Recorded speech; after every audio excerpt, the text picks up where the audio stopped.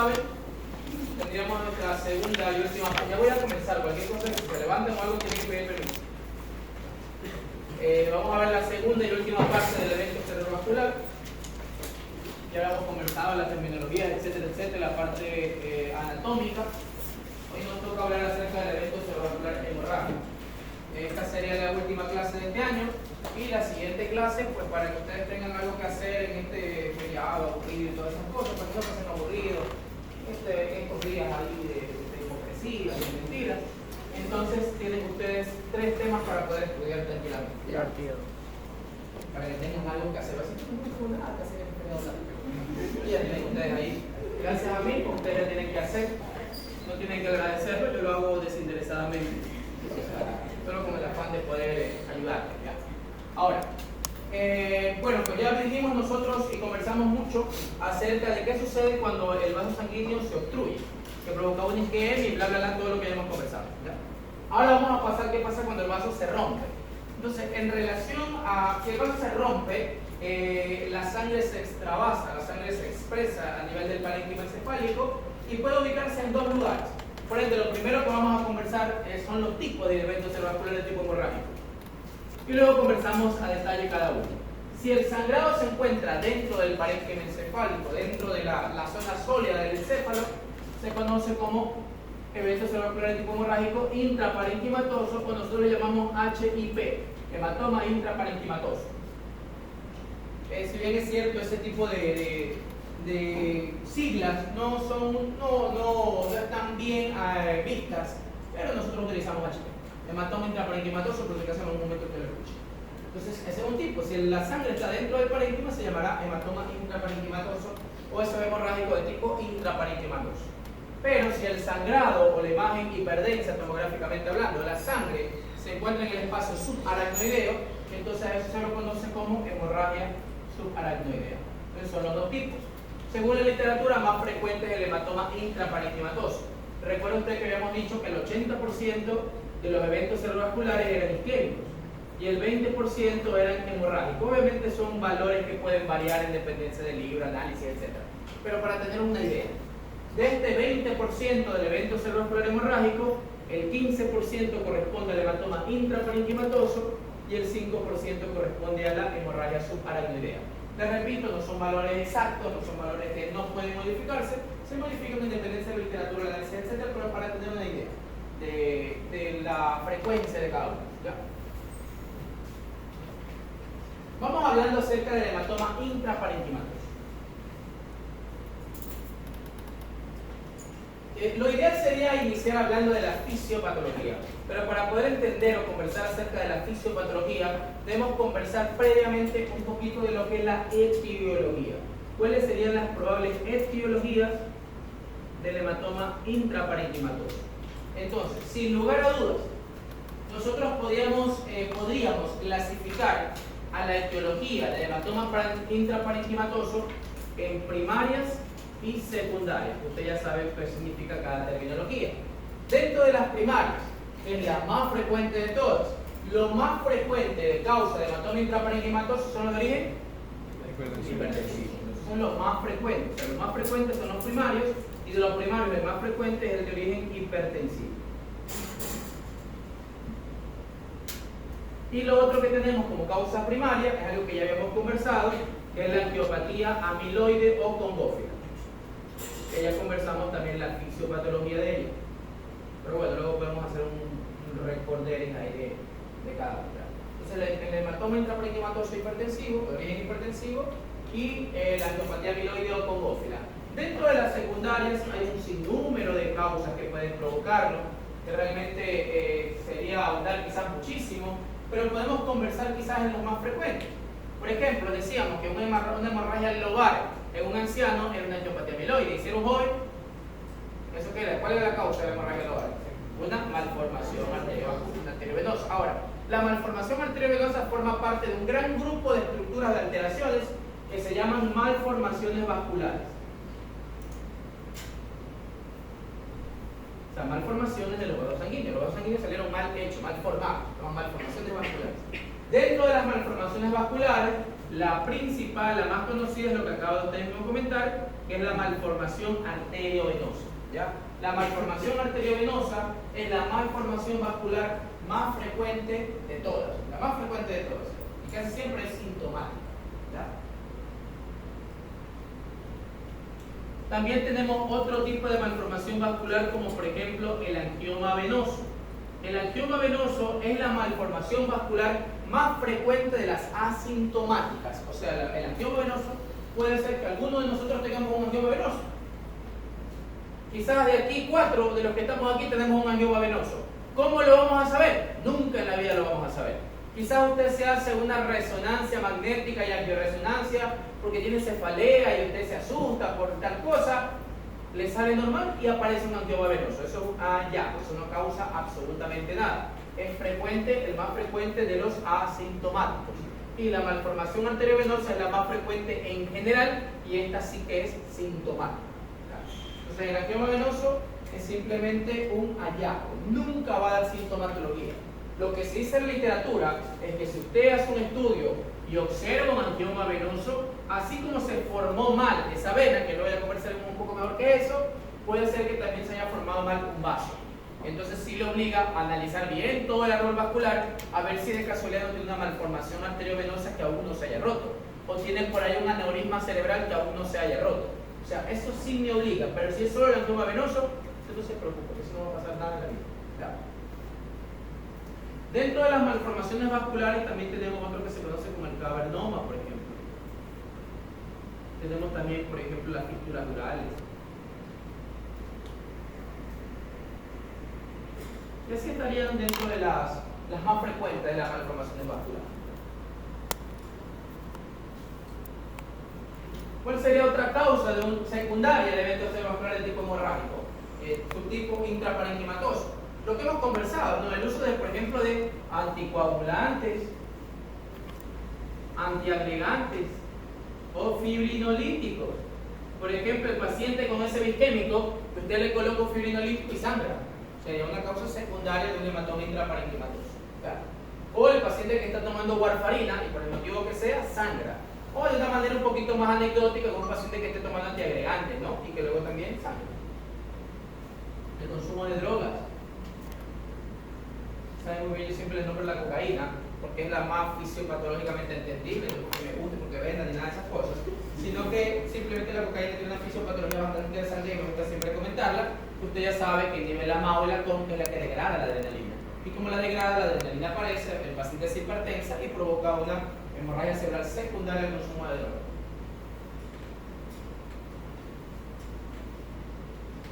Existen tumores que sangran, por ejemplo. Tumores cerebrales que ellos sangran. Entonces, por ejemplo, tenemos nosotros, dentro de los tumores primarios, al adenoma de hipófisis, que es un tumor de la glándula hipófisis que puede sangrar. Luego lo conversaremos en el capítulo de tumor cerebral, se llama apoplejía hipofisiaria, por ejemplo. Dentro de los tumores que podrían sangrar dentro de los primarios, por ejemplo, tenemos al meningioma, al glioblastoma, que es un tumor terrible, y luego lo conversaremos los grados, al meduloblastoma, que es un tumor que aparece en los niños, que también es muy, muy malo. Y dentro de los tumores secundarios, por ejemplo, tenemos al coriocarcinoma, tenemos a las metástasis de melanoma, a las metástasis de pulmón, a las metástasis de riñón y a las metástasis de tiroides. Esos tumores también pueden sangrar. Puede ser que el paciente se manifieste con un hematoma intraparenquimatoso y de repente lo que ha sido es un tumor que sangró, se expresó sangrando.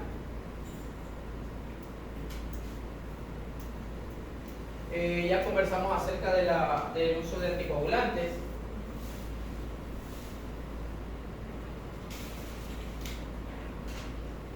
Los infartos venosos también podrían ser, ¿no?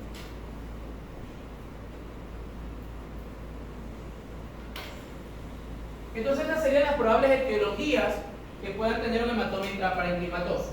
Ahora, en base a esas etiologías, vamos a conversar un poquito de la fisiopatología. Porque cada uno puede tener una fisiopatología, pero va a tener una fisiopatología diferente. Vamos a ver lo que sean un poquito menos menos expresivos en relación a la fisiopatología, para luego quedarnos solamente con los hematomas intraparenquimatosos de tipo hipertensivo. Entonces, en relación a la angiopatía amiloide, nosotros lo habíamos conversado. ¿Cuál era la fisiopatología de la angiopatía amiloide oncogógila? ¿Qué era lo que pasaba? Porque acuérdese usted que esto es una característica de un sangrado típico de los pacientes adultos mayores de 60 años de edad, que se debuten con una hemorragia lobar. Usted debe pensar que es un paciente que tiene una angiopatía amiloide oncogógila. ¿Qué era lo que pasaba ahí? Si es que lo recuerdan. Depósito de beta amiloide, que es una proteína que aparece producto de la edad.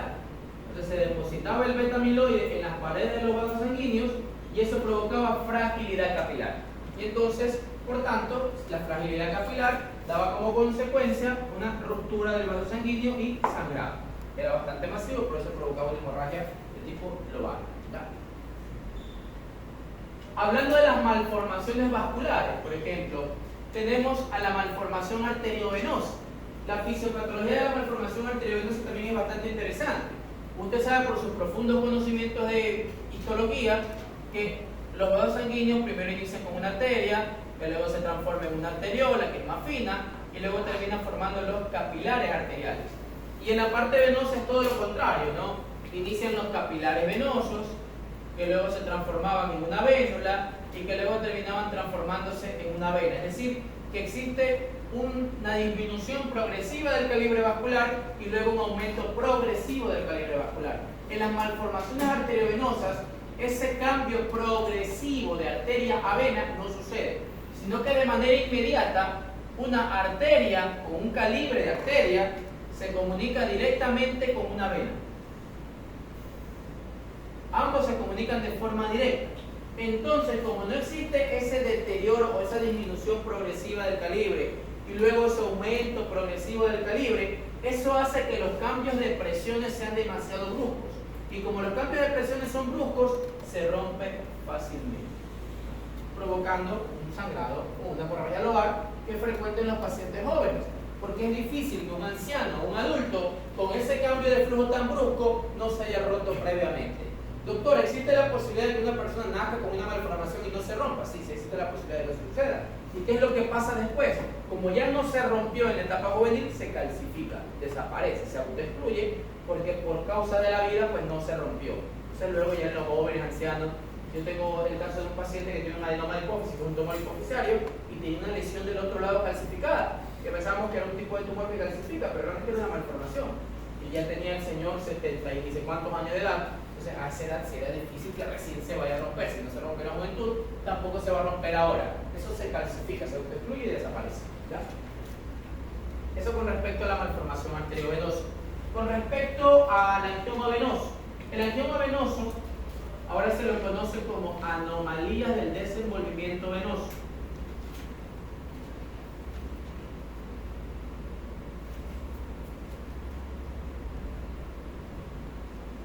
Que no es nada más que una gran vena a la cual confluyen en ella otras venas de menor calibre. Como aquí si hay un cambio progresivo de mayor a menor calibre, pues no sucede nada, eso no se rompe, eso es netamente un hallazgo. Eso no da crisis epiléptica, no da cefalea, no da nada. Eso es simplemente un hallazgo. Usted hace un estudio imaginológico por otra causa y le sale un angioma venoso. Los cavernomas se consideran como amartomas, ¿no? Los cavernomas son estructuras que en la etapa intrauterina se autoexcluyen, como que yo tengo el cerebro aquí, tengo un cerebro aquí, y un pedazo de parénquima encefálico se excluye, como que hace una especie de cerebro chiquito, y ahí se queda. Ahora, ¿cuál es el problema de los cavernomas? Que los cavernomas, estos sí, como son cerebros anómalos o un pedazo de parénquima anómalo, comienzan a sangrar, queden sangrados,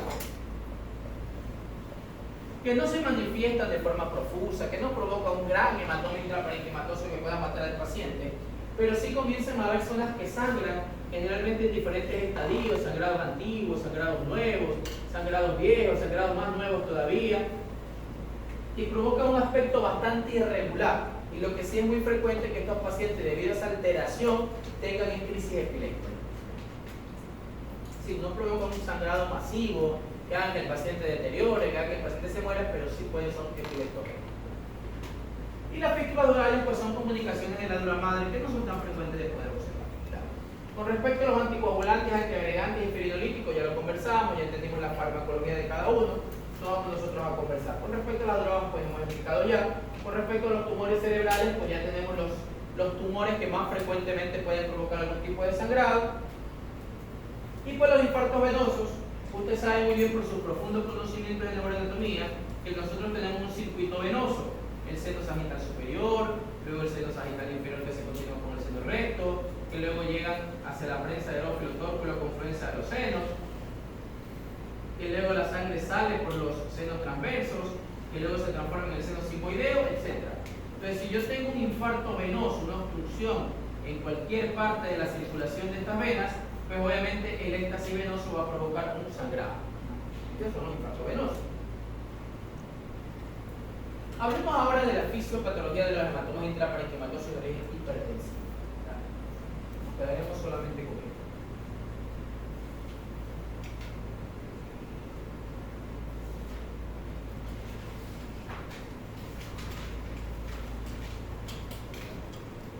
Como usted sabe muy bien, la hipertensión arterial es la fuerza, o la presión arterial es la fuerza que ejerce la sangre sobre las paredes de los vasos sanguíneos. Y la hipertensión, pues es que esa fuerza está en demasía. Ahora, si esa presión aumenta y golpea con mayor fuerza a la pared de los vasos sanguíneos, eso va a hacer que los vasos sanguíneos que tengan menor calibre, al tener ese menor calibre, pues sean los que sufran más, sean los que tengan más problemas. Los vasos sanguíneos que tienen menor calibre, o los más finitos, son llamados vasos de tipo, ¿cómo se llaman los vasos finititos? Que se metían dentro del parénquima encefálico. Los vasos perforantes. Teníamos los perforantes anteriores o lentículos estriados y los perforantes posteriores que ahí habíamos destacado el tálamo perforante, como por ejemplo la arteria de Percherón. Entonces, en relación a los vasos perforantes, que son los que más sufren con los hematomas intraparenquimatosos de origen hipertensivo, nosotros tenemos 4 zonas perforantes importantes. Los perforantes que están en el núcleo lenticular, los perforantes que están en el tálamo, los perforantes que están en el puente y los perforantes que están en el cerebelo. Esas son las 4 zonas que más sufren cuando existe hipertensión arterial de forma crónica. Ahora, ¿qué es lo que sucede? Esos vasos perforantes, que ustedes saben que son muy finititos, muy chiquititos, productos de la hipertensión arterial de forma crónica, como a cada instante está la presión golpeando la pared de los vasos, eso provoca unos ensanchamientos, una forma como de rosario a nivel de esos vasos perforantes, que son una especie de aneurismas, pero que son muy chiquititos. Como son muy chiquititos, le llaman microaneurismas. Esos microaneurismas fueron descubiertos por un señor que se llamaba Charcot y otro señor que se llamaba Bouchard. Y por eso esos microaneurismas formados en esas 4 localizaciones se los conoce, se los describe como los microaneurismas de Charcot y de Bouchard. Los microaneurismas de Charcot y de Bouchard, o microaneurismas hipertensivos, son cuando se rompen, son los causantes de la hemorragia intraparenquimatosa de origen hipertensivo. Solamente las de origen hipertensivo, o sea, la angiopatía amiloide y las otras cosas secundarias que hemos conversado no tienen este proceso fisiopatológico, la formación de los llamados microaneurismas de Charcot y de Bouchard.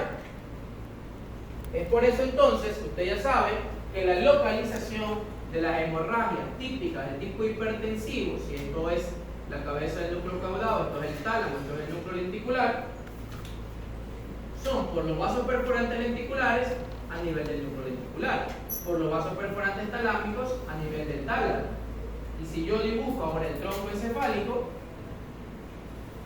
un mesencéfalo, puente bulbo y el cerebelo en la parte posterior, entonces yo sé que otro sangrado a nivel continuo también es de origen hipertensivo y el sangrado tipo cerebeloso. Eso ya nosotros lo hemos conversado cuando vemos el capítulo de SB hemorrágico. Ese que seguimos por todos los lunes. ¿Ya? Entonces son las 4 localizaciones típicas y ya saben ustedes por qué se produce. Por la ruptura de los microaneurismas y circuito Bouchard. Esto es solamente en causa hipertensiva. Tienen que quedarles claro eso. Hablemos un poquito de las manifestaciones clínicas.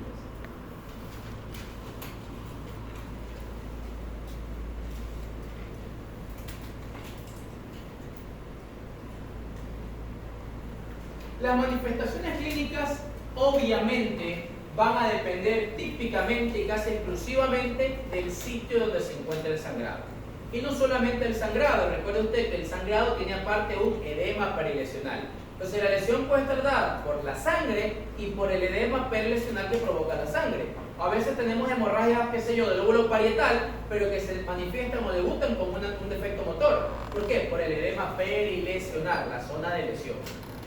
Entonces, hablando de los hematomas intraparenquimatosos de origen hipertensivo, vamos nosotros a conversar cuáles podrían ser las manifestaciones clínicas más frecuentes de ellos. Aquí está la cabeza del caudado, aquí estaría el tálamo y aquí estaría el núcleo lenticular. Entonces, sin lugar a dudas, el más frecuente de las 4 localizaciones típicas del hematoma intraparenquimatoso es la localización a nivel del núcleo lenticular cuando sospecho de que sea hipertensivo. Entonces, que el sangrado aparezca en esta zona. La sangre es el mayor irritante del sistema nervioso. Por ende, si hay sangre, sin lugar a dudas, él o su edema va a provocar manifestaciones clínicas. Entonces, si ya sea la sangre o el edema se distribuye a la zona subcortical, va a provocar deterioro de conciencia. Si la sangre o su edema compromete el brazo posterior de la cápsula interna, con o sin la rodilla de la cápsula interna, va a provocar defecto de tipo motor contralateral. Y si compromete la rodilla, también va a comprometer la hemicara contralateral para provocar una parálisis facial de tipo nuclear.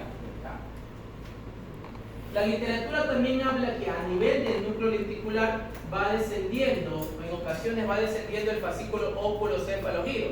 Por ende, el paciente también podría, como manifestación clínica, tener una desviación óculo-cefalogira. Usted sabe que si se lesiona el lado izquierdo, por ejemplo, predominaría el lado derecho, que mira hacia qué lado. Mira al mismo derecho, mira al lado izquierdo.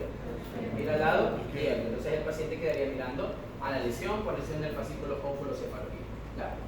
Entonces son manifestaciones que podría tener en relación a las lesiones del núcleo lenticular. Ahora, si yo tengo una lesión, por ejemplo, a nivel talámica, recuerde usted que el tálamo, ya lo habíamos conversado un poco, por ahí se encuentran núcleos de tipo sensitivo. Se encuentran núcleos sensitivos. Este es el núcleo ventral posterolateral del tálamo, este es el núcleo ventral posteromedial del tálamo. Entonces, si yo tengo un sangrado a nivel talámico, per se, solamente por el sangrado talámico, el paciente podrá tener manifestaciones de tipo sensitivas. Ya sean hipoestesias, anestesias o hiperestesias o alodinias, alteraciones de la sensibilidad. La hiperestesia, usted lo sabe por semiología, es que el paciente el dolor lo capte por encima del rango normal. Y la alodinia es que lo que no cause dolor, ese paciente sí lo capte como doloroso. El arroparse, el que lo toquen, el que lo soben, ese tipo de cosas. ¿Ya? Ahora, aquí también a nivel talámico, por ahí circula la sustancia reticular. Acuérdense que la sustancia reticular pasa por el tronco y de ahí va el tálamo. En relación al diencéfalo, de ahí se encuentra la sustancia reticular. Entonces, las lesiones talámicas, aparte de provocar síndromes sensitivos, que le llaman también síndrome talámico, pueden provocar deterioro de la conciencia. Si él o su edema abarca el brazo posterior de la cápsula interna, como sin la rodilla, la misma historia. El defecto motor, ya sea con o sin compromiso del hemicara. Eso con respecto a estos sangrados supratentoriales. Luego yo tengo los sangrados de tipo infratentorial. Si yo tengo un sangrado a nivel cerebeloso, obviamente yo voy a saber que la manifestación clínica va a ser un síndrome cerebeloso. sea veniano, sea hemisférico cerebeloso, sea cerebeloso mixto del lado derecho o del lado izquierdo, no lo sé. Pero voy a tener yo un síndrome cerebeloso. Obviamente voy a tener también un síndrome de hipertensión endocraniana, como lo puede hacer cualquiera, pero para tratar de enfocar.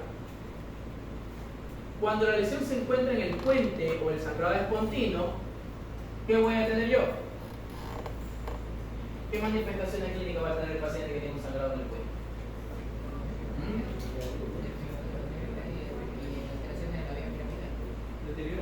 Alteraciones motoras, es un coma pontino.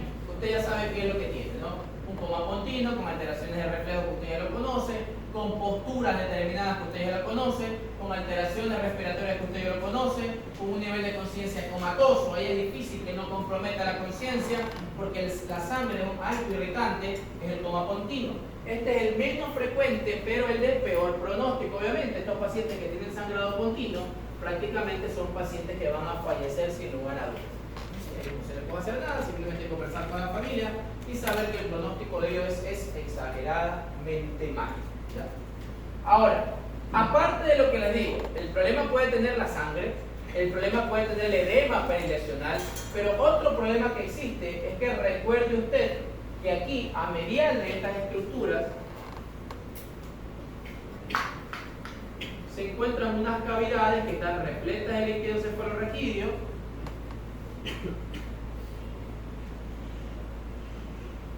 que se conocen como los ventrículos cerebrales. Entonces, esa sangre que se encuentra en cualquiera de las localizaciones puede dirigirse hacia los ventrículos.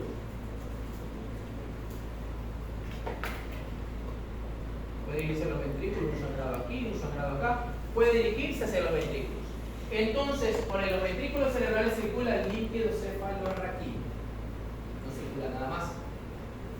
Y en este caso, pues ahora va a circular sangre y se va a provocar una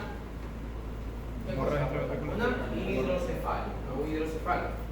Ahora, en este caso nosotros debemos conversar los tipos de hidrocefalia para que usted entienda, y cuando vamos al siguiente capítulo, que es hemorragia subaracnoidea, usted puede entender los otros tipos de hidrocefalia que puede provocarse. ¿Ya? La hidrocefalia, usted sabe muy bien que es el aumento de las cavidades ventriculares en relación a hipertensión endocraniana que provoca edema intersticial y todo lo que usted ya sabe. La hidrocefalia yo la puedo subdividir en dos grandes tipos: la hidrocefalia obstructiva y la hidrocefalia no obstructiva. ¿Qué quiere decir obstructiva? Que hay una obstrucción. ¿Qué quiere decir no obstructiva? Que no hay ningún tipo de obstrucción. Entonces, para eso usted debe recordar la circulación del líquido cefalorraquídeo. Entonces, usted sabe muy bien que el líquido cefalorraquídeo tiene los ventrículos laterales, que son cuerno anterior, cuerno inferior y cuerno posterior, que luego confluyen con el del otro lado para formar el tercer ventrículo, que luego por medio del canal central del mesencéfalo, antes llamado punto de Silver, se comunica con el cuarto, y que luego de aquí van los agujeros centrales de Magendie y los agujeros laterales de Luschia para distribuirse por todo el espacio subaracnoideo. Y en el espacio subaracnoideo luego se drena a través de las velocidades aracnoides de Paccioni hacia los senos venosos de la dura madre. Esa es la circulación del líquido cefalorraquídeo que usted ya conoce y que usted ya sabe, ¿verdad? Todo el líquido cefalorraquídeo y luego circula hacia los senos venosos de la dura madre. Dentro de los tipos de hidrocefalia que nosotros podemos tener está el obstructivo. ¿Qué quiere decir obstructivo? Que en algún lugar de todo ese proceso hay una obstrucción.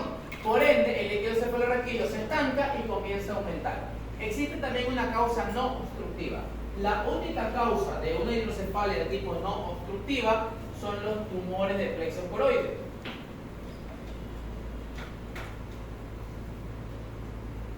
Los tumores de plexo coroideo, usted sabe que en los ventrículos laterales se encuentran los plexos coroideos que tienen como función ¿qué cosa? ¿Producir qué cosa? Producir líquido cefalorraquídeo. Ellos lo producen. ¿Sí? Recuerden ustedes que forman parte del hilo epitelio ependimario, que ya lo hemos conversado en algún momento, que son los que permiten pasar la sangre de transformarse en líquido cefalorraquídeo. Entonces, si yo tengo un tumor en esta zona, va a hacer que se produzca demasiado líquido cefalorraquídeo, que por ende se dificulte la reabsorción. Y como supera la producción de la reabsorción, eso va a hacer que aumente las cavidades ventriculares. ¿Pero existe una obstrucción? No. Simplemente se está produciendo tanto que no se puede reabsorber de forma adecuada. Y ese es el problema. Ahora, dentro de las hidrocefalias obstructivas, yo tengo dos tipos. La hidrocefalia obstructiva de tipo comunicante y la de tipo no comunicante. ¿Qué quiere decir comunicante o no comunicante? Que se comunica. ¿Qué cosas se comunican? Los ventrículos. ¿Cómo yo sé que los ventrículos se están comunicando? Porque todos están dilatados. Si todos los ventrículos están dilatados, quiere decir que todos se están comunicando entre sí. Pero si es no comunicante, quiere decir que hay un ventrículo que no se comunica con el otro, porque hay una obstrucción, por eso es no comunicante, porque no se están comunicando los laterales con el tercero y con el cuarto. Entonces, al haber una obstrucción, yo me voy a dar cuenta, qué sé yo, digamos que la obstrucción está aquí, en el acueducto cerebral. Entonces, ¿en los ventrículos laterales y el tercero se van a dilatar o no? Sí. Claro, ¿y el cuarto? No. El cuarto no, entonces es una hidrocefalia de tipo obstructiva no comunicante, porque no se están comunicando. Entonces, en este caso, cuando yo tengo una hemorragia, digamos que tenemos una hemorragia, me invento, talámica, está el tálamo y el sangrado está aquí, en el tercer ventrículo, porque se abrió el tercer ventrículo porque el tálamo está entre los tres ventrículos. Entonces, ¿qué es lo que va a pasar? ¿Los ventrículos laterales van a estar dilatados o no? Sí. Claro que sí. El tercero está lleno de sangre, no se va a dilatar, está obstruido. Y el cuarto tampoco se va a dilatar. Entonces, en las hemorragias intraparenquimatosas con apertura al sistema ventricular, que nosotros llamamos, o con disrupción al sistema ventricular, o secundariamente intraventriculares, se va a producir una hidrocefalia de tipo obstructiva no comunicante. Ahora, ¿cuándo yo puedo tener una hidrocefalia obstructiva de tipo comunicante? Cuando todos los ventrículos se dilatan. Entonces, los laterales se dilatan, el tercero se dilata y el cuarto ventrículo también se dilata. Entonces, si todos los ventrículos están dilatados, ¿hay obstrucción? Sí, por eso se llama obstructiva, pero se siguen comunicando. ¿Dónde estaría la obstrucción? Después, en el espacio subaracnoideo, en las vellosidades aracnoides del Paccioni o a nivel de los senos venosos de la dura madre. Hay una obstrucción, pero por fuera, después del sistema ventricular, que hasta ahora no es el caso, ¿ya? Que luego ya lo conversaremos en el capítulo de hemorragia subaracnoidea. Entonces, estos pacientes pueden hacer también secundariamente una hidrocefalia obstructiva de tipo no comunicante, ¿ya?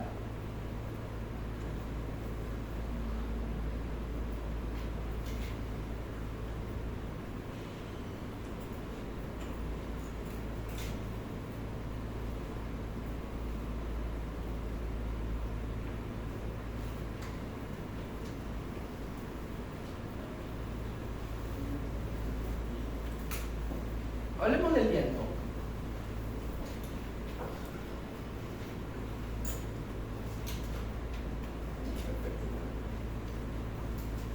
En relación al diagnóstico, como usted sabe muy bien, no existe forma clínica no imagenológica de saber si su paciente con un defecto neurológico tiene un evento cerebrovascular de tipo isquémico o tiene un evento cerebrovascular de tipo hemorrágico.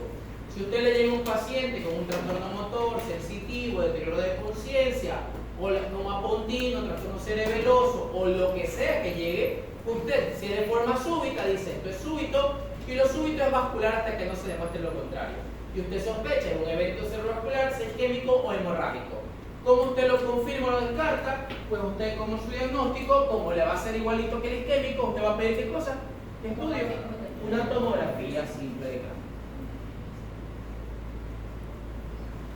Si usted no ve nada y el paciente sigue con un defecto neurológico, eso probablemente sea de tipo isquémico, dentro de las primeras 24 horas. Si ya pasaron las 24 o 48 horas y el paciente sigue con el defecto motor, ahí sí puede ser un trastorno conversivo, es una persona psicótica o debería pensar otras cosas. Pero lo bueno es que en la tomografía simple de cráneo, la hemorragia se ve al instante, se ve de una, se ve de entrada. Usted no tiene que esperar mucho tiempo. Mientras el paciente hace el neurodeterioro, hasta que usted lo lleva al tomógrafo, ya usted va a ver. ¿Qué es lo que va a ver ahí? Va a ver una imagen de tipo, ¿qué densidad va a tener? El tipo hiperdensa. Nunca se olvide que el sangrado es hiperdenso, pero asimismo la sangre contenida en el vaso también. Usted tiene que analizar bien las densidades y que no esté justo en el trayecto vascular, ¿ya? Entonces usted ve una imagen hiperdensa. Ahora, en relación a la imagen, usted ya sabe que tiene una imagen hiperdensa, por el de descarte isquémico y todo lo que vimos en la clase anterior, usted lo anula porque ya no puede hacer nada de fibrinolisis, nada de esas cosas. Entonces usted ve una imagen hiperdensa. Ahora, basado en la imagen, usted puede sospechar si es hipertensivo, ya eso nosotros le hablamos de localización típica, o si es de localización atípica. La segunda año de hoy lo vemos luego. Estamos hablando solo de hematomas intraparenquimatosos. Entonces usted ve si tiene localización típica o si tiene localización atípica. Si tiene localización típica, usted dice eso es de origen hipertensivo. Así el paciente no ha llegado con cifras altas de tensión arterial, así sea un paciente hipertenso controlado, por la localización usted le hace de casi confirmar que el origen de ese paciente o el origen de la lesión es hipertensivo. Ahora, si el paciente tiene 20 años de edad y tiene una hemorragia de tipo hipertensivo y más aún si llega a hipertensión arterial, pues bueno, usted se lanza sus alarmas en que esa hipertensión arterial, esa hipertensión es la que puede ser secundaria a otra cosa. Con fibromusitoma, displasia fibromuscular, bla, bla, bla, todo lo que ya conocía, sabe. Pero eso es hipertensivo por ruptura de los microaneurismas de Charcot de Bouchard, ¿ya? Entonces usted lo recordamos nuevamente, cuando sea hipertensivo es porque tiene que tener 4 localizaciones básicas que son tálamo, prolenticular, ¿cuál más? Puente y cerebelo. No sé lo que dijeron eso. Tálamo, prolenticular, cerebelo y puente. Usted lo ve en esas 4 localizaciones, casi firmado, son hipertensivos. Ahora, si usted lo ve en otra localización que no sea esas 4, usted dice localización de tipo atípica. Y ahí es cuando usted lanza sus diagnósticos diferenciales. Por ejemplo, si es una hemorragia lobar, que es lo más frecuente de lo atípico, usted dice si un paciente es joven, eso es una malformación arteriovenosa, porque la principal manifestación de las malformaciones arteriovenosas es con su ruptura. Por ejemplo, cuando yo era, hace unos años determinados, en el 2018 fue más o menos, había un chico joven, interno de enfermería de otro hospital, el cual era atleta incluso, estaba realizando el ejercicio y de repente tuvo un deterioro y cayó. Le hicieron una tomografía y tenía una hemorragia lobar, y la hemorragia lobar fue por ruptura de la malformación arteriovenosa. Entonces había un poco de la discusión de que quizás él había sobrecargado mucho su cuerpo, bla, bla, bla, y determinadas cosas que pueden tener un análisis, pero eso era una malformación arteriovenosa. Y la malformación arteriovenosa nace con usted y se va a romper porque se va a romper salvo que la logren identificar, salvo que la malformación de aviso, que aviso puede dar, por ejemplo, cefalea, ya puede dar crisis epiléptica, que son manifestaciones menos frecuentes. La malformación arteriovenosa casi siempre se manifiesta con su ruptura, y ahí eso es gravísimo porque son sangrados intracraneales. Entonces, sin duda alguna, si él hizo algo más aparte, pues eso quedará en discusión, pero lo que sí es seguro es que eso era una malformación arteriovenosa y que nació con él y que sin duda alguna en algún momento, si no la descubierta, se iba a romper, ¿ya? Y si es un paciente anciano o mayor de 60 años de edad, usted ya sabe que su sospecha clínica va a ser la angiopatía amiloide. Ahora, en determinados estudios, algunas patologías que hemos conversado pueden dar aspectos especiales. Por ejemplo, si usted quiere valorar el angioma venoso, la malformación arteriovenosa o los cavernomas,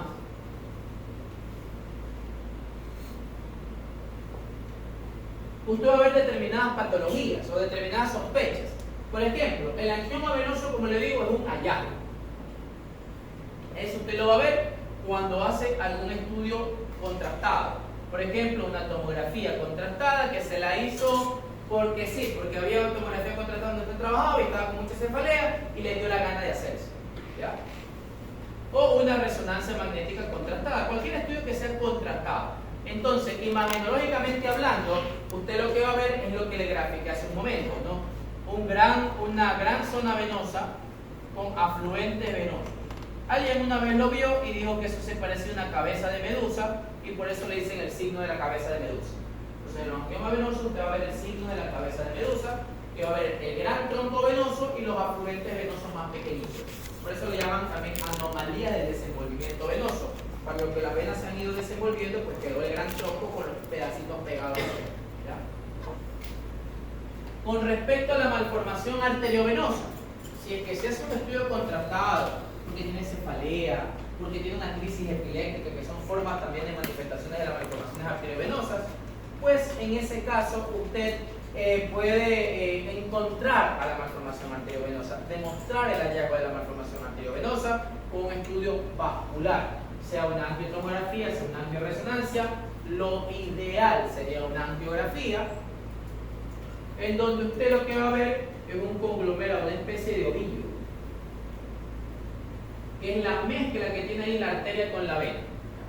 Y ahí generalmente nosotros, en base a las características imagenológicas, utilizamos una escala que se llama la escala de Sperry-Martin para ver determinados criterios, ¿no? Que solamente como para que ustedes, si uno lo escucha, pues saben que eso es una escala de la malformación arteriovenosa.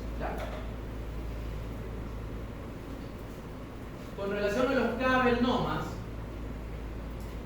cavernomas, como se lo digo, son patologías que son aisladas, no forman parte del parénquima, es un pedacito de cerebro que se aisló de ese lugar. Por eso, nunca en la vida ustedes van a poder ver un cavernoma con un estudio vascular.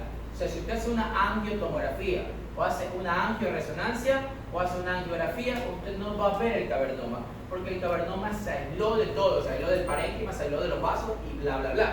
Lo bueno es que los cavernomas, como son sangrados que tienen antiguos y nuevos producto de sus evoluciones tórpidas, eso hace que el paciente debute a veces como un hallazgo, como cefalea, o con crisis epiléptica, que es la principal forma de manifestación del cavernoma.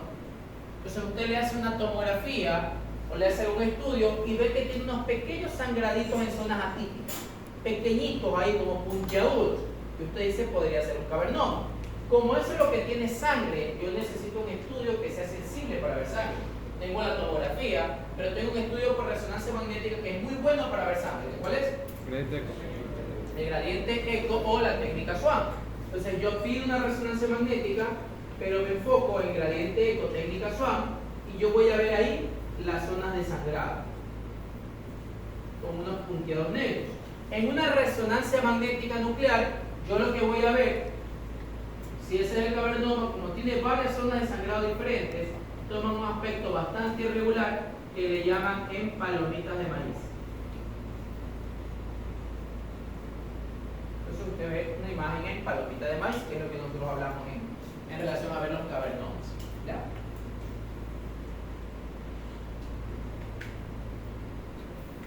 Cuando yo tengo un sangrado de localización atípica, eso es un reto diagnóstico bastante importante. Por ejemplo, yo tuve hace como un mes el caso de una señora que tenía un sangrado atípico, era un sangrado lobar occipital, que era muy atípico, no es una zona. Entonces nosotros planteamos tres probables diagnósticos con ella. Primero, tenía un antecedente de un CA de mama que supuestamente había sido tratado con quimio y radioterapia, que se había recuperado al 100%, pero nuestra primera sospecha diagnóstica es que sea un CA de mama, ¿ya? Una metástasis del CA de mama que sangró. No es frecuente que las metástasis de CA de mama sangren, porque como les dije, dentro de los más frecuentes que sangran son el coliocarcinoma, el melanoma, la metástasis de riñón, de pulmón y de tiroides, pero no las de mama. Pero bueno, como siempre lo digo, la vida es rara y en la viña del Señor hay de todo. Pero basado en la literatura, el cáncer de mama no debería sangrar, pero bueno, era una opción diagnóstica. Nuestra segunda opción diagnóstica en relación a eso es que había un rumor que al final nunca se pudo corroborar, que la señora, como había tenido un defecto neurológico un día anterior, o sea, el cuadro clínico más o menos de 24 horas, al tener un defecto neurológico ella pensó que era un SB isquémico y tomó apixaban, que es un anticoagulante. Y como no había mejorado en la mañana, volvió a tomarse otra tableta de apixaban. Entonces la señora luego hace un deterioro mayor y es cuando la llevan al hospital. Entonces la segunda opción era que sea producto del uso de anticoagulantes y por eso su localización atípica. Y la tercera opción que teníamos es que como ella tenía 72 años, me parece la señora, 70 y algo, era de tipo degenerativo, una angiopatía mieloide. Las tomografías obviamente había un sangrado. Y si yo hago una nueva tomografía, sigo viendo el sangrado. Yo no voy a poder ver el tumor, porque aparte el estrés hemorrágico también me hace edema vasogénico. Con respecto a lo de la apixaban, como le digo, nunca se supo si realmente se lo tomó, pero bueno, los factores de coagulación, los tiempos de coagulación y todo estaba dentro de los parámetros normales y NR, entonces como que nos quedó una duda un poco probable en relación a eso.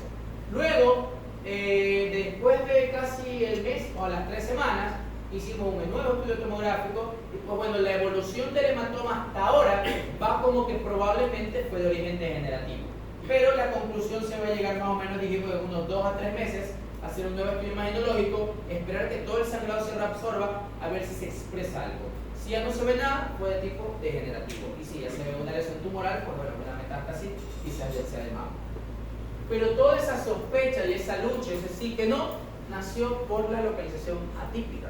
Porque si tuviera localización, porque la señora llegó a una crisis hipertensiva. Entonces, si tuviera localización típica más crisis hipertensiva, eso es hipertensivo, el fin de la historia. Pero simplemente por la localización local es que nos queda la gran interrogante, y aparte que se sumaron cositas que nos hacían también pensar en eso, ¿no? El antecedente de mama, la toma de anticoagulantes y bla, bla, bla. Entonces, cuando yo sospecho de algo atípico o de algo no hipertensivo, una por la localización. Entonces, por localización yo puedo sospechar que quizás no sea de origen hipertensivo. Otra, todo paciente que sea menor de 50 años de edad. También usted debe de pensar por edad que podría tener otro origen que no sea hipertensivo. ¿Ya? O sea, se tienen que sumar las cosas. Entonces, en estos casos, por localización o por edad del paciente, en estos casos, usted solicita también una resonancia magnética nuclear, preferible, simple y contrastada. Lo que sí nosotros tenemos que esperar que se reabsorba el sangrado. Porque, por ejemplo, en el caso de esta señora, se hizo una resonancia magnética simple y contrastada y se ve aún el hematoma en reabsorción. Entonces no me va a dejar ver lo que está allá abajo. Tenemos que esperar que se reabsorba. Además que como el vaso está roto, el material de contraste también se va a regar, va a rebosar, va a poder tener una especie de captación de contraste. La lesión. Recuerden ustedes que los hematomas intraparenquimatosos también hacen captación de contraste en anillo, como lo pueden hacer las metástasis o como lo pueden hacer los gliomas de alto grado. Entonces tenemos que esperar mínimo un mes, vamos a esperar un poquito más para ver qué es lo que se va a ver con eso. Pero ustedes ya saben que no todo paciente le va a pedir resonancia magnética nuclear en un evento cerebrovascular de tipo hemorrágico. A diferencia del isquémico, donde sí que yo siempre les pedí resonancia porque tengo que descartar el TOAS 3, que es el infarto de tipo lacunar. ¿Ya? Recuerda usted que ya lo habíamos conversado, pero igual se lo digo, pues que nosotros podemos ver en las tomografías simples, el síndrome de Remolino. Si yo tengo una tomografía contrastada, pues yo veo el spot sign y que ambos me indican lo mismo, ¿no? Me indican un sangrado en etapa activa.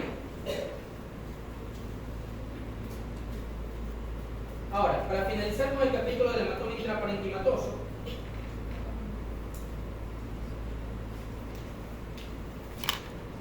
vamos a hablar del tratamiento. Entonces, obviamente los tratamientos deben ir dirigidos en relación a la causa. Si, por ejemplo, la causa del éxodo hemorrágico es el uso del fibrinolítico, le coloqué alteplasa, el paciente que estaba en 12 de Glasgow de repente me bajó a 4 de Glasgow, o el paciente que tiene un defecto hemiparético, pero está pléjico, o el que me hizo inestabilidad hemodinámica, yo lo llevo al tomógrafo y sangró, tengo que suspender primero el fibrinolítico, lo suspendo y lo llevo al tomógrafo. Luego tengo que colocarle plasma fresco congelado, tengo que colocarle determinados fármacos para tratar de suspender eso. O sea, yo tengo que ir dirigido. Los pacientes que tienen malformación arteriovenosa, el tratamiento definitivo es una angiografía. Hay un proceder quirúrgico para el manejo de la malformación arteriovenosa o un proceder endovascular por medio de una angiografía. Si yo tengo una angiopatía amiloide, el manejo es simplemente neurocrítico. Yo tengo que mantener un paciente neurocrítico con todo el GOSCAB, el paso que usted ya sabe, que usted ya conoce, y esperar hasta que el paciente vaya a mejorar. Si el manejo es el uso de anticoagulantes, yo debo colocar los antídotos de cada uno. Por ejemplo, la warfarina, ¿cuál es el antídoto de la warfarina? La vitamina K, ¿no? Que obviamente no hace efecto de entrada, pero se inicia con plasma fresco, etc. Porque acuérdense que la vitamina K, así como actúa de 72 a 96 horas, también su efecto antídoto también debe tardar para poder comenzar. Pero bueno, ahí existen otros anticoagulantes, como por ejemplo el Dabigatran, que es el antídoto del hidroxizumab, y así determinados anticoagulantes que tienen sus antídotos especiales. Pero lo que usted más va a ver son los hematomas intraparenquimatosos de origen hipertensivo. Entonces, en relación a los hematomas intraparenquimatosos de origen hipertensivo, lo que usted tiene que hacer, obviamente, iniciar con el manejo de cualquier neurocrítico, que post-cap y fast-food, usted ya lo conoce y lo sabe, pero además yo tengo que tratar de evitar que ese sangrado crezca. Entonces, dentro del manejo clínico, un estudio que salió el ciclo pasado, que me parece que era el ATACH 3, había comentado que existen 3 pilares fundamentales para tratar de evitar que ese hematoma crezca. El pilar fundamental que ya está descrito desde hace mucho tiempo es el control de la tensión arterial. Usted tiene que controlar la presión arterial de su paciente. Ahora, ¿qué es controlar la presión arterial en mi paciente? Controlar la presión arterial es que la tensión arterial sistólica de su paciente esté lo más cercano a 140 milímetros de mercurio. Eso es lo ideal. Doctor, pero me llegó en 240 de presión arterial. ¿Se lo voy a bajar a 100 milímetros de mercurio en el mismo día? Obviamente que no. Lo que dice la literatura es que yo de manera aguda tengo que tenerlo por debajo de 200 de tensión arterial sistólica. Y luego yo tengo que ir bajando del 15 al 20% día hasta llegar lo más cercano a 140. Si me bajo, puedo llegar mínimo a 130, es decir, tiene que estar entre 130 y lo más cercano a 140 milímetros de mercurio. El rango es 140. ¿Qué pasa si yo me voy por debajo de 130? La literatura dice que el riesgo de crecimiento de sangrado es igual al que está cerca de 140, 145, 142, pero que lo que sí se suma al paciente que tiene menos de 130 es que ya comienza el fallo renal agudo. O sea, usted está salvando el crecimiento del hematoma, pero ya está comenzando a sufrir otros órganos. Porque recuerde lo que le dije en algún momento con hipertensión endocraniana, que cuando el cerebro comienza a tener poco flujo, ¿qué es lo que hacen el resto de órganos? Le roban, le dan al cerebro. Entonces, si usted tiene una tensión arterial sistólica por debajo de 130, el cerebro va a estar bien, el hematoma no va a crecer, va a tener buena perfusión, pero los otros órganos van a comenzar a sufrir. Les ha visto pacientes que tienen menos de 130, no crece el hematoma, pero comienzan a hacer falla renal. Entonces, el valor es lo más cercano a 140 milímetros de mercurio. Eso es lo que usted tiene que luchar poco a poco irlo descendiendo. Y de manera aguda, siempre por debajo de 200. Con esto usted garantiza que en relación a la tensión arterial el paciente no crezca más el hematoma. Ahora, luego se estudiaron y se vieron que hay otros parámetros que también tienen que ver en relación al crecimiento del hematoma. Otro es la temperatura del paciente. El paciente que tiene un hematoma intraparenquimatoso tiene que tener una temperatura por debajo o igual a 37.5 grados centígrados. O sea, se ha visto que el paciente que tiene más de 37.5 tiene fiebre, 38, 39, 40, etc., el riesgo de que el hematoma crezca es mayor. Y por último, también se vio que otro criterio, otra cosa que puede hacer que el hematoma intraparenquimatoso crezca es el valor de glicemia. Se recuerde usted que la glicemia hay que analizarla en el paciente neurocrítico. Entonces, la glicemia en el hematoma intraparenquimatoso usted lo divide en el no diabético y en el diabético. En el paciente no diabético su glicemia tiene que estar por debajo de 140, entre 100 y 140 dice la literatura. En relación al hematoma intraparenquimatoso, mira que aquí estamos cambiando un poquito lo que vimos en hipertensión endocraniana. Hay acápites especiales. Y ahora, en relación al paciente diabético, recuerde usted que el diabético es un paciente diabético, por ende sus valores de glicemia van a estar un poquito por encima del rango normal. Y en este momento, en un paciente neurocrítico, mejor aún que esté por encima del rango normal. Entonces, ¿qué es lo que dice la literatura del diabético? Si está en ayunas, hasta 140. Lo mismo. Igual que el no diabético. Pero si está postprandial, ahí sí yo le doy otro chance, hasta 180. Tiene que ser menos de 140 y el postprandial menos de 180. Usted sabe que el rango mínimo es 100. Esos son los tres pilares fundamentales para que su paciente neurológico con hematoma intraparenquimatoso disminuya el riesgo de que el hematoma crezca. Una tensión arterial sistólica lo más cercano a 140, un valor de temperatura menor o igual a 37.5 y las glicemias del paciente, que si es no diabético tiene que tener menos de 140 y si es diabético menos de 140 en ayunas, menos de 180 postprandial. Y con eso usted está ayudando a que el hematoma intraparenquimatoso no crezca. ¿Ya? Hay acápites también quirúrgicos, hay hematomas que si son muy grandes hay que evacuarlos quirúrgicamente, hay hematomas que se desplazan las estructuras de línea media y hay que hacer granictomía descompresiva. Como ya les dije, hay hematomas que si se abren al ventrículo y provocan hidrocefalia, se le coloca un sistema transitorio que se llama drenaje ventricular externo, que es poner un catéter para que la sangre drene hacia el catéter y comience poco a poco a desaparecer ese sangrado, y bueno, otros acápites especiales.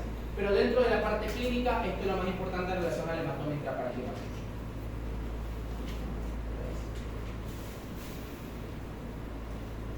Son las 5:55, lo vemos 6:05. Comenzamos con hemorragia cerebral.